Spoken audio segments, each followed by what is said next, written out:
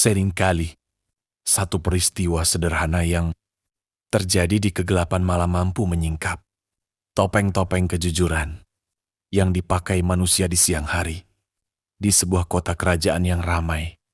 Ketika semua orang terlelap dalam mimpi, terjadi sebuah peristiwa aneh yang melibatkan seorang pelawak istana yang bungkuk. Sebuah malam yang seharusnya dipenuhi tawa, mendadak berubah menjadi pusaran. Misteri yang menyeret 4 orang terpandang ke hadapan tiang gantungan. Kisah Si Bungkuk adalah salah satu mahakarya sindiran paling tajam dari zaman klasik. Ini bukan sekadar cerita tentang jasad yang berpindah-pindah dari satu pintu ke pintu lain. Ini adalah tamsil tentang rasa takut akan hukuman, kecenderungan manusia untuk melempar kesalahan kepada orang lain, dan bagaimana kebenaran selalu menemukan jalannya untuk terungkap.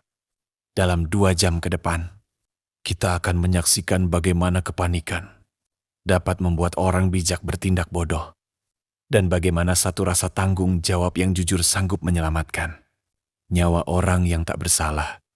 Rehatkan pikiran Anda, nikmati malam ini, dan mari kita masuk ke dalam lorong-lorong misteri kota kuno. Ini untuk memetik pelajaran berharga di balik kisah Si Bungkuk. Kisah ini bermula dari keramahan yang berujung musibah. Hiduplah seorang pelawak bungkuk yang sangat terkenal karena kelucuannya. Suatu sore, seorang penjahit yang baik hati mengundangnya ke rumah untuk makan malam bersama istrinya. Suasana kedai kecil itu dipenuhi gelak tawa, musik petikan ot, dan nyanyian gembira. Istri sang penjahit menghidangkan hidangan ikan goreng yang lezat. Namun di tengah kegembiraan yang meluap, Si Bungkuk menyantap sepotong besar daging ikan tanpa menyadari adanya tulang tajam yang tersembunyi di dalamnya. Dalam hitungan detik, tawa Si Bungkuk terhenti. Tulang ikan itu menyumbat tenggorokannya. Wajahnya membiru, matanya terbelalak, dan tubuhnya terkulai kaku di atas lantai kedai. Panik mencengkeram jiwa sang penjahit dan istrinya. Takut dituduh sebagai pembunuh pelawak kesayangan istana, mereka tidak memanggil bantuan, melainkan mencari jalan singkat untuk melarikan diri dari tanggung jawab. Di kegelapan malam, mereka membopong tubuh Si Bungkuk dan meletakkannya secara sembunyi-sembunyi di tangga rumah seorang dokter Yahudi. Ketakutan akan hukuman adalah cermin dari kelemahan hati manusia. Ketika rasa takut menguasai pikiran, rasa empati dan kejujuran akan menguap begitu saja. Sang dokter Yahudi yang melangkah keluar di tangga gelap, secara tak sengaja tersandung dan menendang tubuh Si Bungkuk hingga meluncur turun. Ketika memeriksa nadi Si Bungkuk yang sudah dingin, sang dokter berseru ketakutan, "Celaka aku. Aku telah membunuh seorang pasien sebelum sempat mengobatinya." Karena takut dihukum gantung, sang dokter memanggul tubuh itu dan menjatuhkannya ke dalam cerobong asap rumah tetangganya, sang juru masak kerajaan. Tak lama kemudian, sang juru masak masuk ke dapur dan melihat bayangan hitam berdiri di dekat perapian. Mengira rumahnya disusupi pencuri yang hendak mencuri bahan makanan istana, sang juru masak menyambar kayu tebal dan memukul punggung Si Bungkuk dengan sekuat tenaga. Ketika tubuh itu roboh tak bergerak, sang juru masak terperanjat menyadari apa yang telah terjadi. Karena panik, sang juru masak membawa jasad Si Bungkuk ke lorong pasar yang gelap dan menyandarkannya di dinding sebuah toko. Beberapa saat setelahnya, seorang pedagang kaya yang sedang berjalan pulang dalam keadaan setengah mabuk melintas di lorong itu. Ketika Si Bungkuk yang bersandar jatuh menimpanya, sang pedagang mengira dirinya diserang begal. Tanpa berpikir panjang, ia memukul Si Bungkuk berulang kali sambil berteriak memanggil pengawal istana. Ketika matahari terbit di atas kota kuno itu, kebenaran mulai menuntut tempatnya.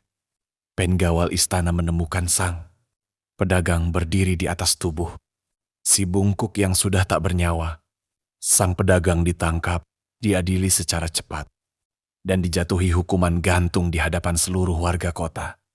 Namun di saat-saat terakhir ketika Algojo hendak memotong tali penahan, nurani sang juru masak terguncang. Ia tidak sanggup melihat orang tak bersalah mati digantung akibat pukulan kayunya. Huru masak menerobos kerumunan sambil berteriak, "Hentikan! Hentikan hukuman itu! Jangan bunuh orang yang tidak bersalah. Akulah yang membunuh si bungkuk dengan kayu pemukulku karena mengiranya pencuri." Algojo menghentikan tugasnya. Sang pedagang dibebaskan dan tali dilingkarkan ke leher sang juru masak. Namun sebelum eksekusi terjadi, sang dokter berlari sambil menangis. Dokter Yahudi suara gemetar dan histeris. "Tunggu, hukumlah aku." Juru masak itu memukul jasad yang sudah mati. Akulah yang membunuhnya lebih dulu ketika aku menendangnya jatuh dari tangga rumahku. Kerumunan warga riuh dan bingung. Tali gantung dipindahkan lagi ke leher sang dokter. Tiba-tiba sang penjahit dan istrinya maju bersujud di hadapan hakim. Peppenheit menangis merong di tanah. "Wahai hakim yang adil, bebaskan mereka semua. Tidak ada satupun dari mereka yang membunuh si bungkuk. Akulah penyebab awal musibah ini. Si bungkuk tersedak tulang ikan saat makan di rumahku, dan karena takut, kami memindahkan tubuhnya ke tangga sang dokter." Hakim dan kerumunan warga melongo heran. Kejadian aneh ini sampai ke telinga raja, yang kemudian memerintahkan tabib istana untuk memeriksa jasad si bungkuk secara teliti. Narator di depan raja dan seluruh warga. Dengan satu tarikan perlahan, tabib istana berhasil mengeluarkan tulang ikan besar yang menyumbat jalan napas si bungkuk. Seketika itu juga, udara masuk kembali ke paru-paru si bungkuk. Si bungkuk bersin dengan keras, membuka matanya, dan duduk sambil terbatuk-batuk. Ia ternyata belum mati, melainkan hanya pingsan dan mati suri akibat kehabisan oksigen. Sahabatku yang bijaksana, kisah komedi tragedi Si Bungkuk adalah salah satu sindiran moral paling indah tentang ketakutan, kejujuran, dan keberanian bertanggung jawab. Berapa kali dalam hidup ini kita bertindak seperti penjahit, dokter, juru masak, dan pedagang? Ketika sebuah masalah atau kesalahan terjadi, reaksi pertama dari diri kita yang lemah seringkali adalah panik, menutup-nutupi kesalahan, dan melemparkan beban itu kepada pintu orang lain. Kita berpikir bahwa dengan melarikan diri dari masalah, kita telah menyelamatkan diri kita. Namun yang terjadi justru sebaliknya. Kebohongan pertama akan membutuhkan kebohongan kedua, hingga akhirnya menciptakan pusaran masalah yang membahayakan orang lain. Namun kisah ini juga mengajarkan kita keindahan dari nurani dan kejujuran. Ketika tiang gantungan berdiri, rasa perih kemanusiaan mengalahkan ketakutan akan kematian. Setiap orang keberatan jika orang yang tak bersalah harus menanggung akibat dari kesalahan yang bukan miliknya. Dan pada akhirnya, kejujuran itulah yang menyelamatkan mereka semua dari kebinasaan. Ingatlah selalu pesan bijak ini. Jangan pernah melempar batu kesalahanmu ke halaman tetanggamu. Sebab angin takdir bisa membawa batu itu kembali merubuhkan rumahmu sendiri. Hadapilah setiap kesalahan dengan kejujuran sejak awal. Mengakui kesalahan mungkin terasa berat dan memalukan di awal. Namun ia memberikan kedamaian jiwa yang abadi dan membebaskan kita dari penjara rasa bersalah. Terima kasih Tela. Meluangkan waktu 2 jam yang sangat berharga.